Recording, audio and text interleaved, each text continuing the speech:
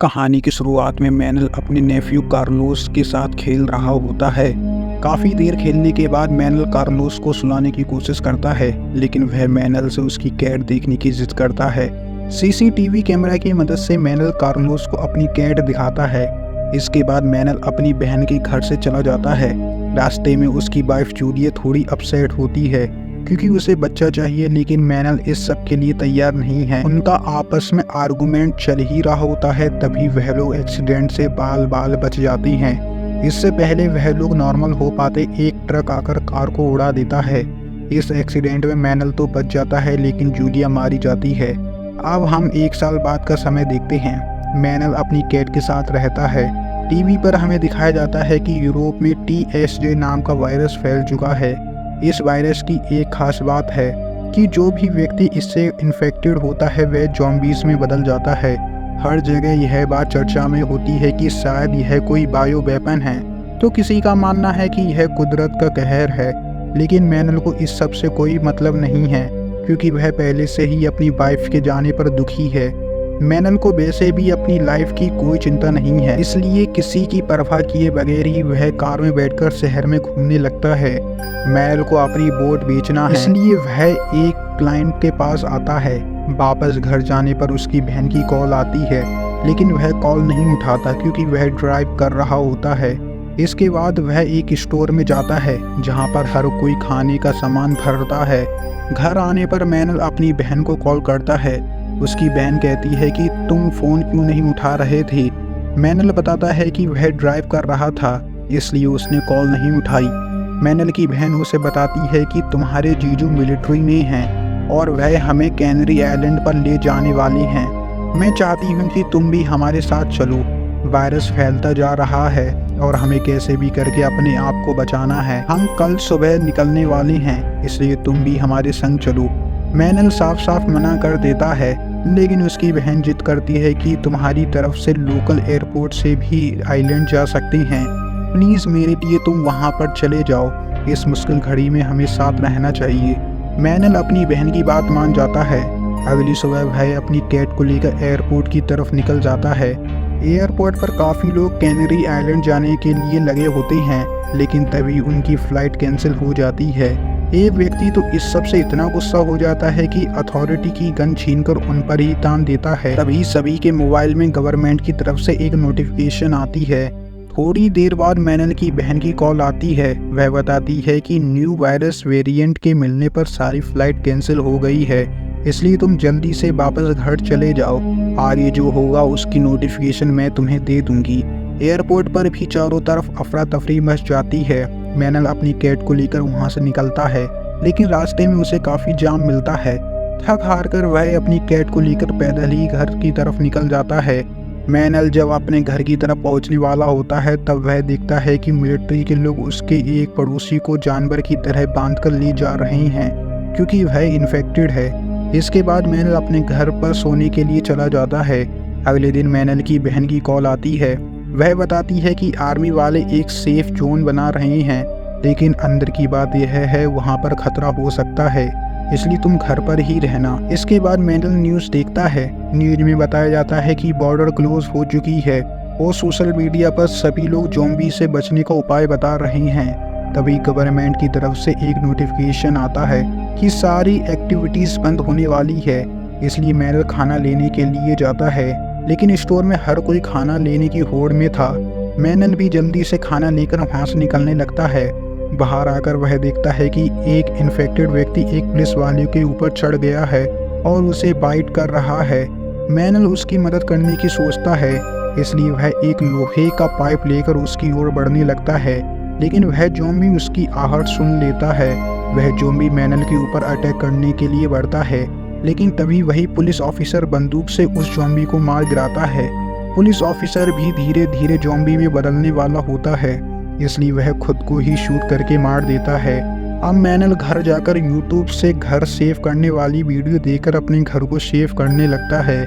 रात में मिलिट्री वाले ड्रोन की मदद से सभी लोगों को बाहर बुलाते हैं और बस में बैठाकर उन्हें वहां से ले जाने लगते हैं, लेकिन मैनल घर की लाइट ऑफ करके छुप जाता है ताकि वह लोग उसे उठाकर लेकर ना चले जाएं। अब हम 2 हफ्ते बाद का सीन देखते हैं।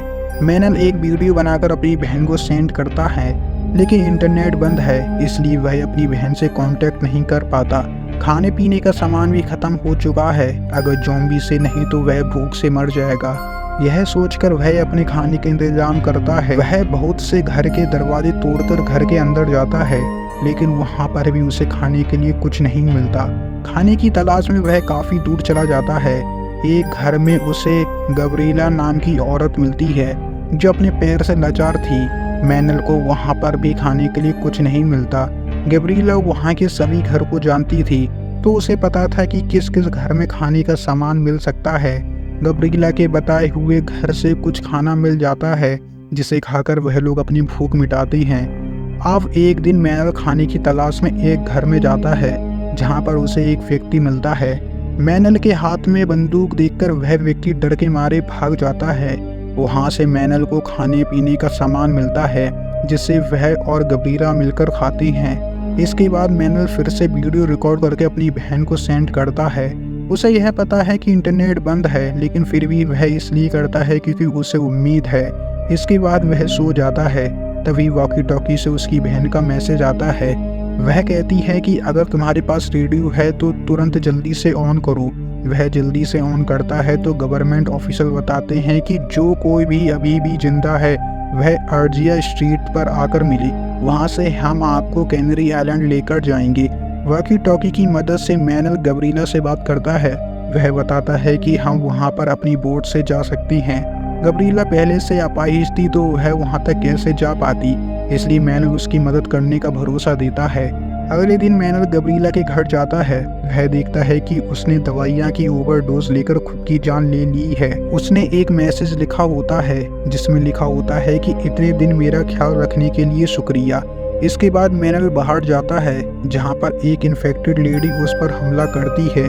जैसे तैसे करके वह अपने आप को बचा पाता है। फिर वह अपनी कैट को लेकर उस जगह निकल जाता है, जहाँ से गवर्नमेंट के लोग उसे कैनरी आइलैंड ले जाएंगे। मैनल कैंप की ओर पहुँच जाता है, जहाँ पर उसे आने को कहा गया था, लेकिन वहाँ पर सभी लोग इन्फेक्टेड होते हैं, इसलिए उनसे बचाते हुए वह वहाँ से निकल जाता है।